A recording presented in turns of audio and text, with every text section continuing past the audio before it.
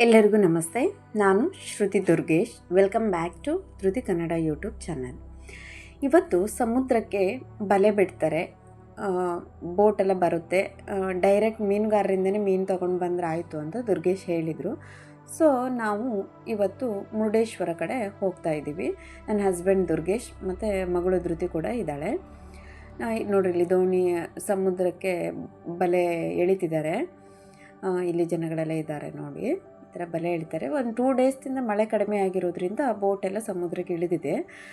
ನಾವು ಮೀನು ಫ್ರೆಶ್ ಸಿಗುತ್ತೆ ಅನ್ನೋ ಕಾರಣದಿಂದ ನಾವು ಅಲ್ಲೇ ಮೀನು ಪರ್ಚೇಸ್ ಮಾಡಿದ್ರೆ ಆಯಿತು ಅಂದ್ಕೊಂಡು ಹೋಗ್ತಾ ಇದ್ದೀವಿ.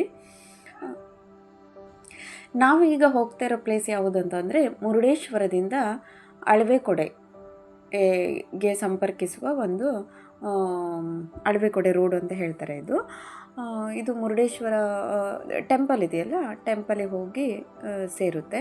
ನಾವು ಮುರುಡೇಶ್ವರ ಟೆಂಪಲ್ದಿಂದ ಒಂದು 2 ಕಿಲೋಮೀಟರ್ ಹಿಂದೆ ಇದ್ದೀವಿ ಅಷ್ಟೇ. ನೋಡ್ರಿ, ಇಲ್ಲಿ ಮುರುಡೇಶ್ವರ ಶಿವ ಸ್ಟ್ಯಾಚು ಟೆಂಪಲ್ ಎಲ್ಲ ಕಾಣಿಸ್ತಾ ಇದೆ.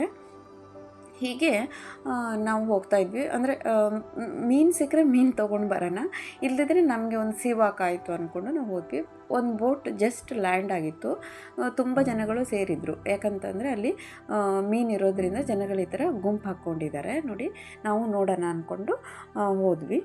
ಸೊ ಅಲ್ಲಿ ಹೋಗಿ ನೋಡಿದವಾಗ ಇವತ್ತು ಬೋಟಲ್ಲಿ ಒಂದೇ ಜಾತಿ ಮೀನು ಇತ್ತು, ಕೊಕ್ಕರ್ ಅಂತ. ಈ ಕೊಕ್ಕರ್ ಮೀನು ಹೇಗಿರುತ್ತೆ ಅಂತಂದರೆ ನೋಡ್ಲಿಕ್ಕೆ ತುಂಬ ಬುಟ್ಟಿಲಿ ತುಂಬಿಕೊಂಡು ಹೋಗ್ತಿದ್ದಾರೆ. ನೋಡಿ, ನೋಡಲಿಕ್ಕೆ ದೊಡ್ಡದಿರುತ್ತೆ. ಅದಕ್ಕೋಸ್ಕರ ಒಂದು ಮೀನಿಗೆ 400 ರೂಪಾಯಿ ಹೇಳ್ತಿದ್ರು. ಒಂದು ಮೀನಿಗೆ 400 ರೂಪಾಯಿ ರೇಟ್ ಇತ್ತು. ಸೊ ಇದು ಒಂದು ಮೀನಿಗೆ 400 ಅಂದರೆ ತುಂಬ ಕಾಸ್ಟ್ಲಿ ಅಂತ ಅನ್ನಿಸ್ತು ನಮಗೆ. ಅವರು ಫಸ್ಟ್ ಬೋಟ್ ಲ್ಯಾಂಡ್ ಆದವಾಗ ಹೋಲ್ಸೇಲ್ ಏನು ಬುಟ್ಟಿ ತೊಗೊಂಡು ಹೋಗ್ತಾರಲ್ಲ, ಅವರಿಗೆ ಕೊಡ್ತಾರೆ ಫಸ್ಟ್ ಮೀನು. ಅಲ್ಲಿವರೆಗೂ ಜನಗಳು ವೆಯ್ಟ್ ಮಾಡಬೇಕು. ಅದಾದ ನಂತರ ಇಂಡಿವಿಜುವಲಿ ನಾವು ಮೀನನ್ನು ತೊಗೊಳ್ಬೋದು.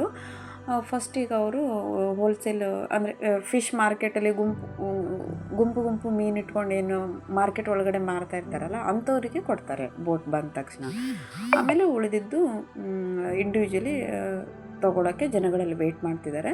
ಇನ್ ಕೇಸ್ ಮೀನುಗಾರರು ಪರಿಚಯ ಇದ್ದರೆ ಅವರಿಗೆ ಅಲ್ಲೇ ಕೊಟ್ಬಿಡ್ತಾರೆ. ಬಟ್ ನಮಗೆ ಯಾರೂ ಪರಿಚಯ ಇಲ್ಲ, ಅದಕ್ಕೋಸ್ಕರ ನಾವು ವೆಯ್ಟ್ ಮಾಡ್ತಾ ಮೀನುಗಳನ್ನ ನೋಡ್ತಾ ಇದ್ವಿ.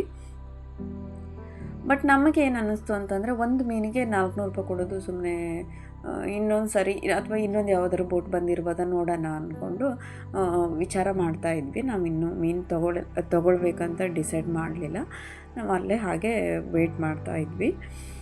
ಕೊನೆಗೆ ದುರ್ಗೇಶ್ ಏನು ಹೇಳಿದರು, ಈಗ ಒಂದೇ ಜಾತಿ ಮೀನಿದು ಕೊಕ್ಕರ್. ನೋಡಿರಿ, ಕೊಕ್ಕರ್ ಮೀನು ಕಾಣಿಸ್ತಾ ಇದೆ.